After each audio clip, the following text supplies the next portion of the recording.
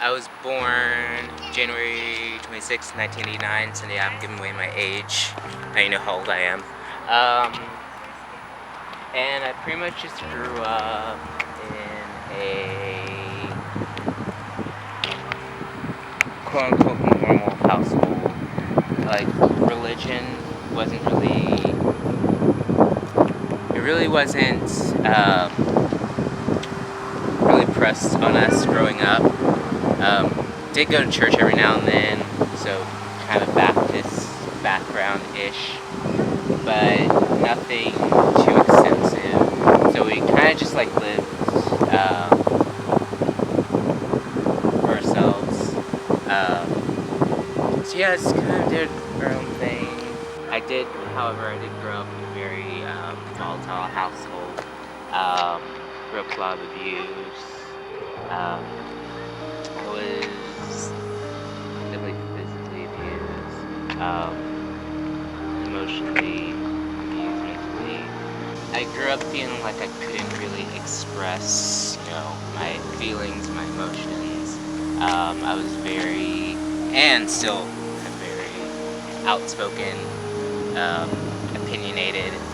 I did grow up just having homosexual tendencies, but I didn't really act on them until probably after high school, and even before then, when I was like 15, I told myself that I would never drink, do drugs, or have sex before marriage. And by the time I was 19, I had done all three, and I spent a year just being very promiscuous, and I was partying. I had about 3 different STD scares. I thought that I had gonorrhea of the mouth, HIV, and I also, I actually ended up giving blood, and found out I didn't have HIV, but I got a false positive for hepatitis B, and think that I don't have that. Like I said, spent like a year just being promiscuous, and in the Bible it says that sin is only fun for a season. So in 2009, I was like, this isn't for me. I don't want to do this anymore. And I then remembered the school that I wanted to go to out in Los Angeles, called the American Musical and Dramatic Academy for Musical Theater. And so I pursued that, and looking into that, I realized that I needed to go back to school, because I went to college right out of high school, and I pretty much skipped every single class to the theater. I really messed up my average, so I decided to go back to bring my average back up. And so when I was there, I ended up meeting this guy, and I didn't know much about him other than that he was in a band, and that he lived in Lucas, which was east of Allen. At the time, I lived in Plano. And so in January, I auditioned for the school. Then March, I moved to Allen. April, I got accepted into AMDA. And then May, I was working at a sushi restaurant, and I lost that job. And in June, the car I was driving broke down, and so I was pretty much stuck in Allen because there was no public transit out there. And then in July, I was talking to that same guy on Facebook, and he was telling me that he had rehearsal for something, and he had to go to this certain church. And where I lived, there was a church literally a minute walking distance from my house, and he invited me to come out. So I was like, alright, I have nothing better to do. I thought it was like a church benefit concert or something. It's also in the middle of summer. This is July 28th, 2010 actually. So, I ended up going, and me being so incognito, wearing a hoodie and sunglasses in the middle of the summer, Texas heat. And so I show up. It was a youth group, and the guy who invited me, he's front and center on stage leading worship. So I'm just like, okay, kind of tricked me, but it's whatever. And I just kept on going because I knew there was something that I needed to get out of it. And towards the fall, like it was almost December, I began to really read the Bible. A great aunt of mine, she gave me and my siblings like King James study Bibles. So like, yeah, so it's pretty hard. But I just began reading it, and in that, like, the Lord began to really heal my heart of just a lot of things that I had gone through as a child, a lot of things I didn't know myself to. And then on December 15th, that's when I decided to give my life to the Lord. So December 15th, 2010, I was made new. And from then on, I've just been, following the Lord. And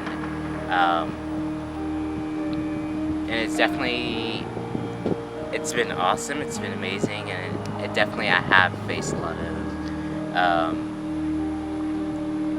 rocky times as well, because then again I was living a homosexual lifestyle, and where I was, the church that I was in, I made a point I didn't want to share that right away because I wanted to get to know people. I want people to get to know me before I can really share that, and I felt like I could really trust them with that. 'Cause, again, I knew how the church felt about that.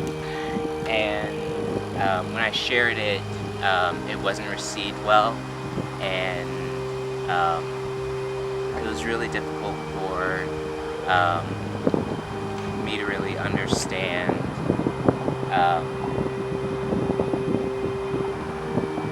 I guess the love of God, and also it was very difficult for me to really comprehend if I really was free of that, because in my mind I'm seeing, okay, these are people who have been walking with the Lord for years, and these are people in leadership, so obviously they see something that I don't see, so I should probably trust their opinions, when in fact, like, these are people who are probably just insecure and jealous and threatened by me, merely because I'm literally walking out what they were teaching and what they were preaching.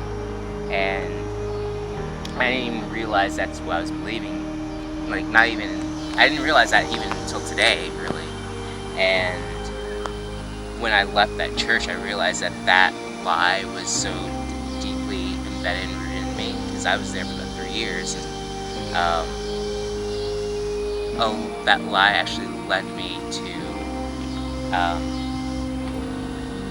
begin to go back to sin, to go back into that lifestyle, and back and forth. Like, I was still worshiping the Lord, I was still reading, I was still, obviously I wasn't going to leave the Lord, but there was just that hardness in my heart that I didn't realize that was really there, and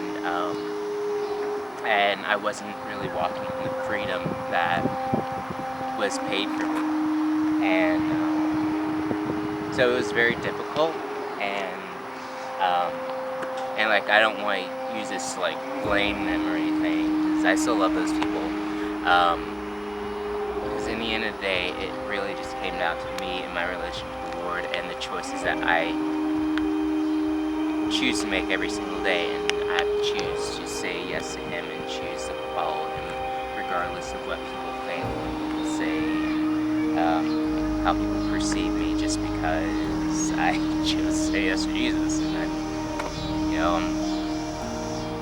doing what you taught me to do, what you told me to do. So I don't know what else I should be doing, but yeah, I am a holy, blameless, and above reproach. I would say I am holy, I'm blameless, and I'm above reproach, and I am pure, I'm righteous, and I'm holy, and I have been set free from sin, I have been set free from darkness, and I am an overcomer.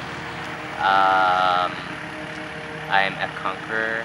I am awesome. I don't even know what else to say. I'm literally just like, what else do you want me to say, Lord? That's it. I think that's my testimony. I think that's it. Should be it. I hope it's it. It could be it. Probably not. I don't know. It's continual. It's continual. So just as Jesus is continual. But I hope that you enjoyed this, and I hope I'm not forgetting something. And I hope that anyone else who has struggled or is struggling with homosexuality, same-sex attraction, and they see this video, that they can realize that there is freedom in walking through this life. It's not about being straight or being gay. I believe those are just constructs that are created by the world of what sexuality really is. It's really about walking in freedom and walking in purity, and it's about just following Christ. He said to forsake everything.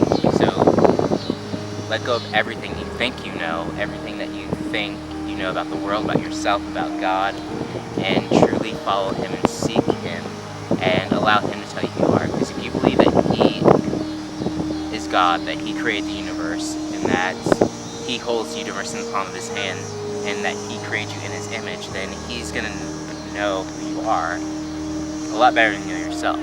So, yeah. If you like to smash the like button, and don't forget to subscribe to my channels. And, yeah. God bless. Let me know when you're ready.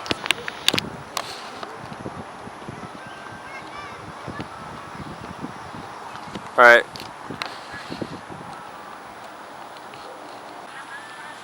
Let's see. I was... Just random kick. So, I don't care. I don't know what I'm saying anymore. I fell on my head when I was 3, so that explains some other stuff. No, I'm just kidding.